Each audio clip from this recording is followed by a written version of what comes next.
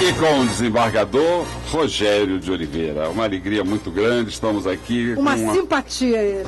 Estamos aqui com uma figura maravilhosa aqui ao nosso lado, dos dois lados, né? O Rogério de Oliveira, esse companheiro aí de luta, ativista também. Ativista lá no... Olha, poucos do judiciário. Talvez ele seja ímpar no judiciário. Calado, mas assim... Contigo eu sou par. Calado, contigo eu sou par. Culto... muito culto, calado, mas é um dos homens que sempre se posicionou. Que bom. Nunca ficou em cima do muro e está aqui representando aqui a ala boa do judiciário. Que, diga-se de passagem, é uma ala bastante extensa, né? Nós somos críticos, mas também reconhecemos que há colegas maravilhosos do judiciário e por isso que nós estamos aqui com o programa Encontro com a Justiça, para nos apresentar, né? Nos apresentar como nós somos, com os defeitos e as qualidades que nós temos. Mas, professora Eri Eliette, uma hora é muito pouco para ficar com a senhora aqui. É muita história para contar. Pois é, e a gente queria muito que nesse último período aí, depois desse intervalo, a senhora contasse para a gente como é que foi essa história da senhora sair do país assim de uma hora para outra, deixar a sua família, deixar seu trabalho, deixar sua nação, ter que se refugiar. A senhora esteve no Chile e na Suécia, né? Como Primeiro é que foi fui para a isso? Argentina, depois da Argentina nós fomos para o Chile e posteriormente, quando houve o golpe no Chile, nós fomos expulsos do Chile e fomos aceitos para ir para a Suécia. É um episódio muito triste. Isso aí até hoje, quando eu falo, me emociono. Eu até às vezes evito falar. Mas tem que falar, né? Tem que falar. É horrível. Você está vivendo num país, trabalha para que as coisas se modifiquem, que os direitos sejam para todos, né? Para acabar com as desigualdades econômicas, sociais, né? E você, o seu trabalho é interrompido bruscamente, violentamente, com prisões, você começa a ver as pessoas desaparecerem, presas com muita tortura, muito sofrimento, e você sai, né? Não tem como, você vai ficar ali esperando. Meu caso, eu não esperei ser presa. Meu companheiro foi preso aqui no Rio de Janeiro e, por sorte dele, havia um general amigo que interferiu assim por um átimo de segundo. Então ele, depois de ser muito torturado aqui no Rio de Janeiro e na UBAN, ele foi levado para a UBAN em São Paulo, voltou para o DOPS, e ali quando estava no DOPS, que era o descanso, entre aspas, era um lugar onde não havia tortura nesta época, foi em 73 isso, em abril de 73, num átimo assim ele conseguiu que ele respondesse o processo em casa. Processo, como é que se diz? Respondeu o processo... Preventivo, né?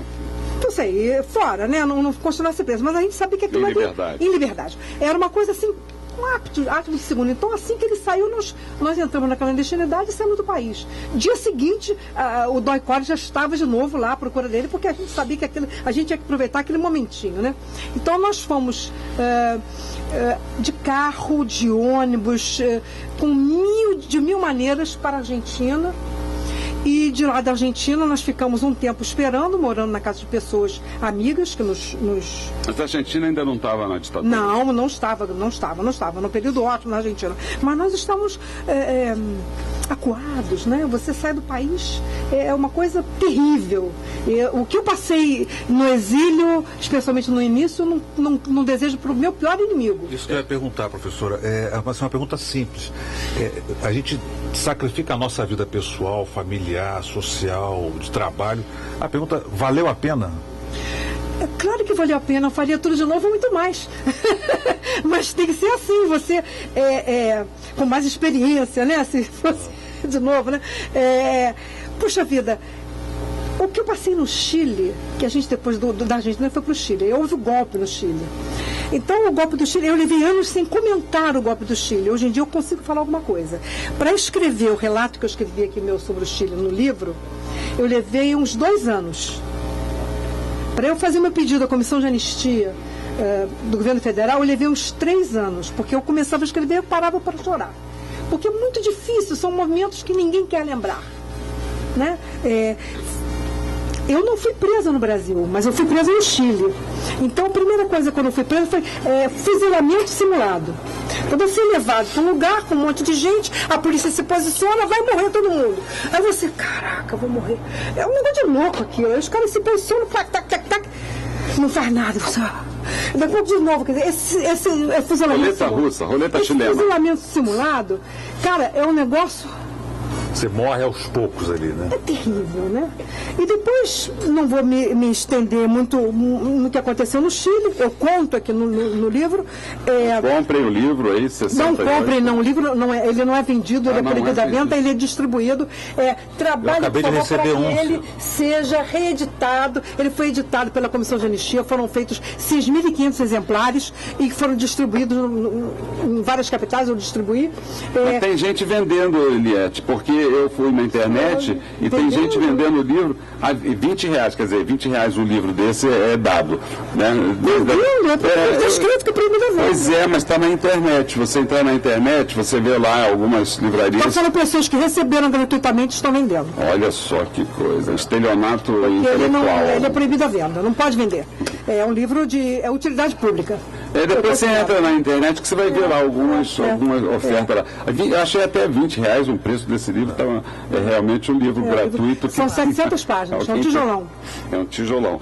Mas, desculpe, diz que para a mulher não se pergunta a idade, mas só para efeitos históricos. Eu tenho 68 anos. Não, naquela época, que idade você tinha? Eu tinha 27 anos, 27 para 28 anos. Plena, 27 anos. 27 anos é quando a gente está vivendo na nossa plenitude. E você pulando a gente não sabe a força que tem. Da Argentina para o Chile.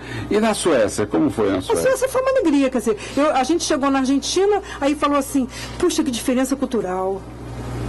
Aí você chega no Chile, puxa, que diferença cultural. Muito mais, né? Porque o Chile tem muito... o chileno é baixinho, as mulheres não têm bunda. É diferente a beça, né? Aí você... Agora eles têm futebol, hein? Nós já tínhamos futebol. O Colo-Colo era um time importante. Agora eles têm futebol, já mostraram pra gente. Aí, quando eu cheguei finalmente na Suécia, aí que eu vi o que era a diferença cultural.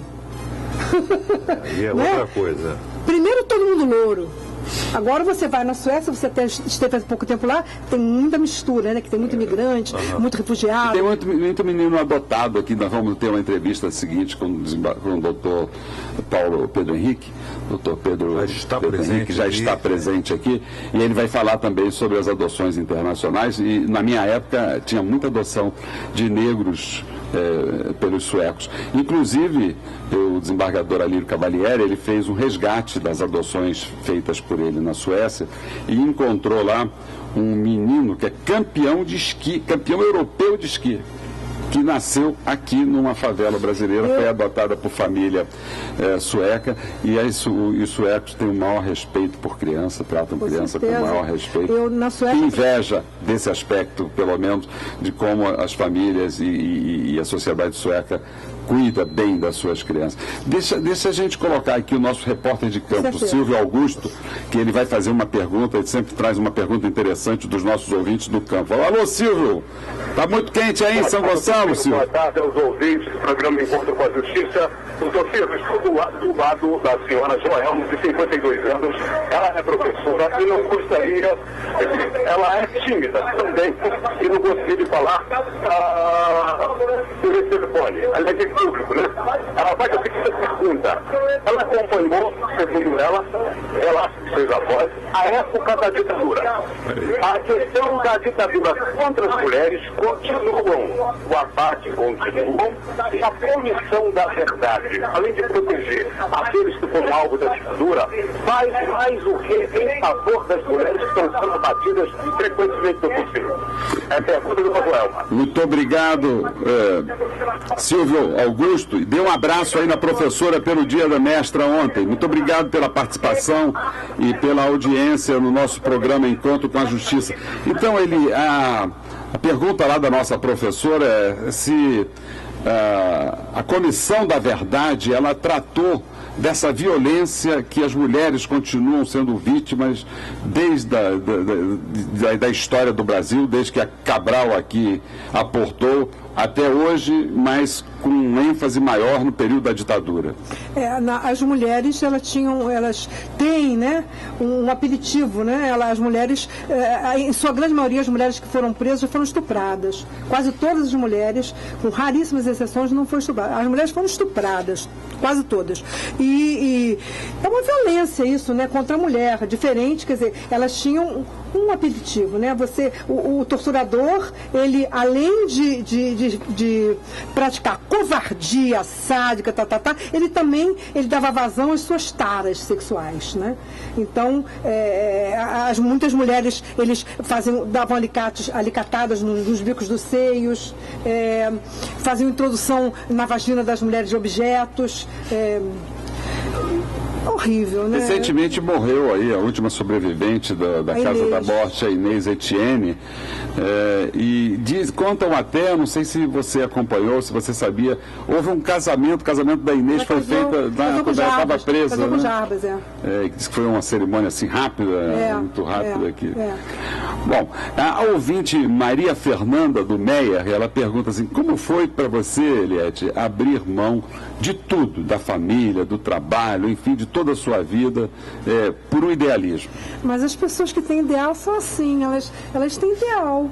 Eu até hoje continuo, né? Quer dizer, minha mãe está doente, eu vim aqui. Você faz, é assim. Ninguém abre mão, você é assim, você natural, faz parte da sua vida, né? Não faz força para isso. É uma coisa que sai, né? Você, imagina, claro, entendeu? Claro que vai a luta, a gente vai à luta. Eu até hoje continuo esse negócio. A geração que queria mudar o mundo, eu quero mudar o mundo. Há toda uma quantidade enorme de pessoas que continuam querendo e lutam e se mobilizam por um mundo melhor. Eliette, as pessoas às vezes não entendem, né, que há causas que fazem com que nós enlouqueçamos por essa causa, né? E você agora com a sua resposta tão simples, mas assim tão comovente e tão emocionante, me fez lembrar uma passagem bíblica, né? Daquele homem rico, isso foi da semana passada, no Evangelho da semana passada. O homem rico que chegou para Jesus e falou assim, mestre, eu quero te seguir, o que eu faço? E aí Jesus falou assim, deixa teus bens, vende teus bens, dá teus bens para os pobres e segue-me. Aí o cara pensou, falou, que é isso? Não vou fazer isso não. É muito caro para eu poder seguir o mestre. Mas é isso, quando a gente tem idealismo, a gente não vê consequências no nosso idealismo. Você vai. Você certo. Procura sobreviver. Né? Eu, por exemplo, torço pelo Flamengo. Isso é um idealismo, né? É lógico. Isso é um idealismo meu. A gente sofre pra caramba, mas é um idealismo. Não vou abrir mão desse idealismo. É um sonho que eu quero de um dia ver o Flamengo melhor do mundo. Mas já foi até o melhor do mundo. A minha geração. Mas ainda tem a melhor torcida do mundo. Tem a melhor torcida, a mais sofrida torcida do mundo, que agora está excluída do Maracanã. Né, porque não pode pagar o ingresso que está lá. Quer dizer, a torcida do Flamengo foi excluída por essa diretoria que está ali, essa elite da Avenida Paulista. Os governos excluíram o povo do Maracanã quando fizeram a primeira reforma. Porque quando o Maracanã foi feito, tinha a geral. A geral acabou. Na geral, iriam os pobres que assistiam os jogos assim, em pé. Poxa vida, tinha os banguelas, tinha aquele cineminha antes, né? Era o Geraldinos. Acabaram com o Geraldino. Canal 100. Canal 100. Assim, o Darcy Ribeiro, quando fez. Radinho, ouvindo e vendo lá. O Darcy Ribeiro, quando fez o Sambódromo, ele botou também uma geral. Não sei se vocês se lembram disso. Havia aquelas 3 patamares de geral. E tem lá, não, tá lá. Mas colocam mesas. Colocam mesas. Ninguém assiste mais os desfiles em pé. Só no primeiro desfile houve isso. No desfile do governo Brizola, em 83. Primeiro desfile, a Mangueira voltou. A Mangueira voltou. Deu a volta. Não, e deu a volta. Foi a única escola de samba que foi até lá. E voltou. Claro. Então tinha geral. Agora não se privilegiam os pobres, os desassistidos, não se dá escolas a eles. Então criam-se marginais para bater nos marginais, matar os marginais e criar esses autos de resistência que são o quê? Contra os pobres e oprimidos. Para manter o status quo. Não criam escolas para criar mais cadeias, para enriquecer os donos de cadeia, que as cadeias estão sendo privatizadas. Já ouvi falar disso. Isso é verdade. Nós até já trouxemos isso aqui ao nosso debate aqui. A privatização é uma forma de retorno da escravidão, ou seja, a escravidão com outro nome, né? Agora, o que é interessante, professor, é que hoje a nossa presidente hoje era uma dita terrorista, hoje governa o país militante, né?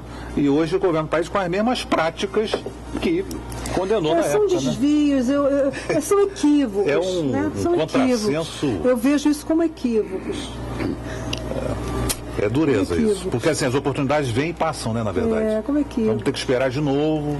Bom, vamos dar algumas notícias aqui, o Encontro com a Justiça, sobre o Judiciário. Nós estávamos falando aqui dele, olha aqui, a Justiça do Rio aceita a denúncia contra secretário de Segurança, o Beltrame, né? As minhas palmas. Pois é, então, dizem que as pessoas um dia têm que prestar conta. O Tribunal de Justiça celebra também o Dia do Servidor. E olha aqui aquilo que nós anunciamos, o presidente do tribunal disse que vai apoiar seminário da ONU sobre prevenção à tortura em presídios. Ele tem que acabar com a tortura em presídio. Botar lá o juiz da vara de execuções penais para fiscalizar melhor, para que não haja, né, tortura nos presídios e nas unidades socioeducativas, viu, presidente? Tem lá também tem tortura nas unidades socioeducativas. Mas os PTs estão aí nas favelas. O Amarildo, o que aconteceu com o Amarildo? Ele foi torturado até a morte. Cadê o corpo dele? É um desaparecido político dos dias de hoje.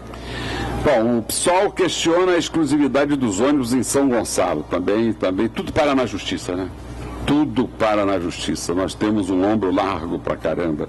Essas coisas deveriam ser resolvidas através de mediações, através da arbitragem e deixar para a justiça resolver causas mais graves. Mas, professora, nós estamos acabando, é uma pena o nosso programa e eu queria deixar as palavras finais para a senhora, saudar aqui os nossos ouvintes do Encontro com a Justiça e as suas palavras finais. Eu, o desembargador Rogério e a jornalista Márcia Góes, ficamos encantados com a sua representação, né? A emoção que ela transmite, a emoção, né, que você transmite.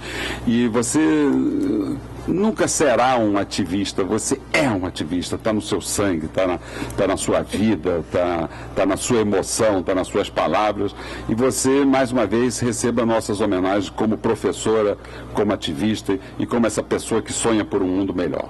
Obrigada, eu agradeço a participação aqui e eu quero conclamar o povo brasileiro e todos que me escutam a resistir. Resistir sempre. Onde? Em casa, na rua, no mercado, onde for, no banco. Resistir, lutar pelos seus direitos. Enquanto a gente está vivo, a luta vale. A luta continua no dia a dia, no nosso cotidiano. Resistir por um mundo melhor para todos. Por favor, acordem, abram os olhos e resistam. Lutam dentro da lei, lutam. E se a lei não der, foge, né? Então, um pouquinho, vai assim pelo lado. Então, lutem. Não sejam, por favor, não sejam carneirinhos. Vamos levantar a cabeça. É isso que eu queria dizer. Muito obrigada. Muito obrigado, professora Eliette. Nós vamos agora para um intervalo no Jornal da Manchete 760, edição das 11 horas, com Enio Paes. Em seguida, nós voltamos com o Encontro com a Justiça, entrevistando o juiz da Infância e da Juventude, Dr. Pedro Henrique Alves.